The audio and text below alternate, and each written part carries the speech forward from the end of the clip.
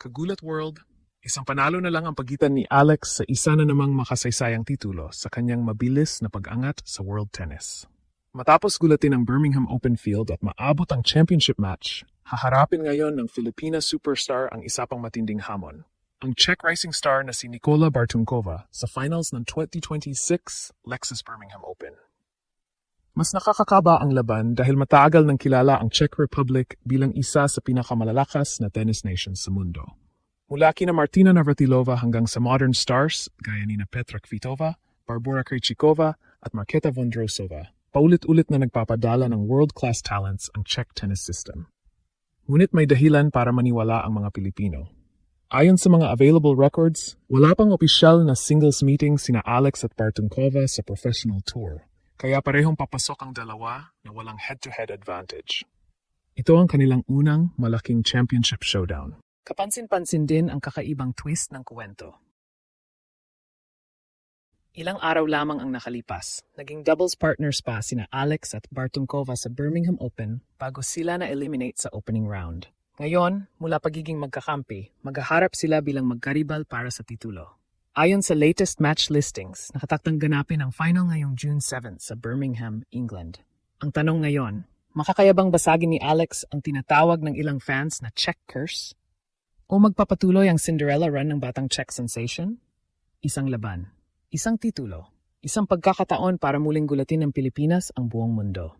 Kung susuriin ang matchup na ito, malinaw na hindi lamang talento ang magdedesisyon kung sino ang mag-uwi ng tropeo. Ito ay laban ng dalawang magkaibang tennis identities.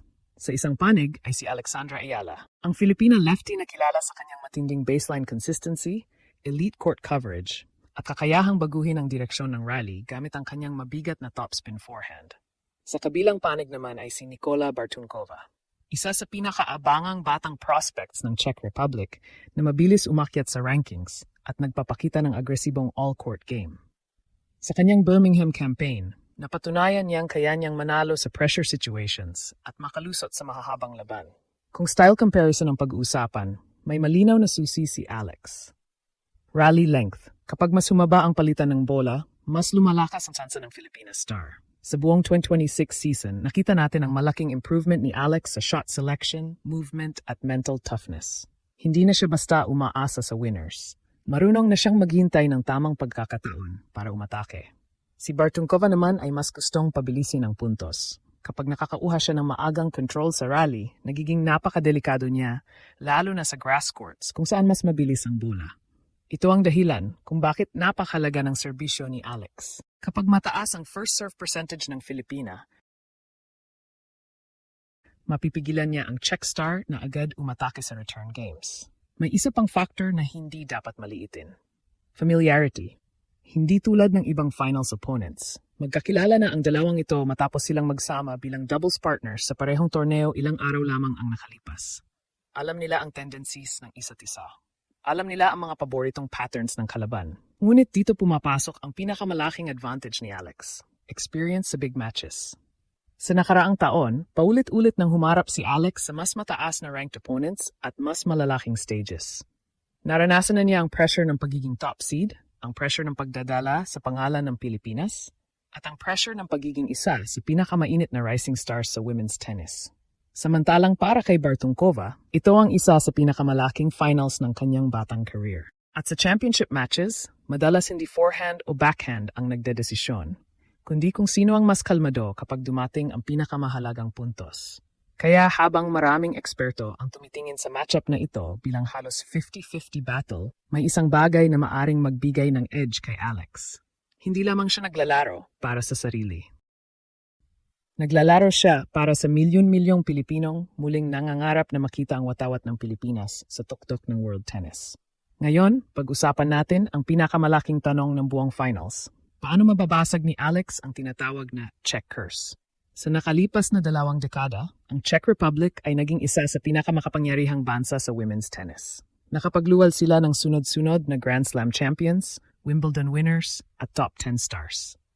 Kaya tuwing may Czech player sa kabilang side ng net, automatic na may kasamang reputasyon, kumpiyansa at winning culture.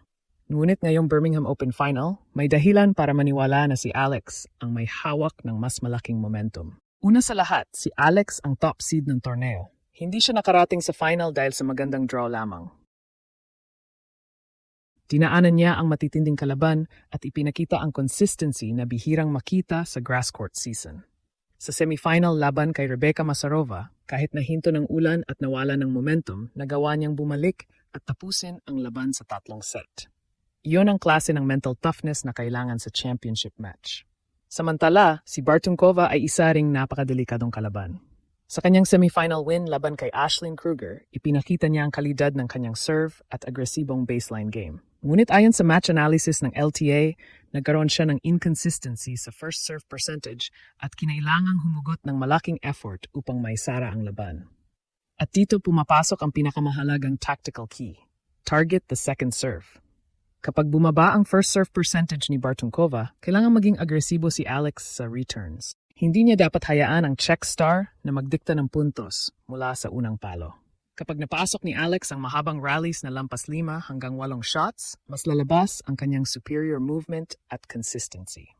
Isa pang mahalagang factor ay ang pagiging left-handed ni Alex. Maraming right-handed players ang nahirapang mag-adjust sa wide serves at cross-court angles ng isang elite lefty. Ilang beses na natin itong nakita sa career ni Alex laban sa mas mataas na ranked opponents. Kapag gumana ang kanyang serve sa ad court, maaari nitong buksan ang buong court para sa kanyang forehand attack.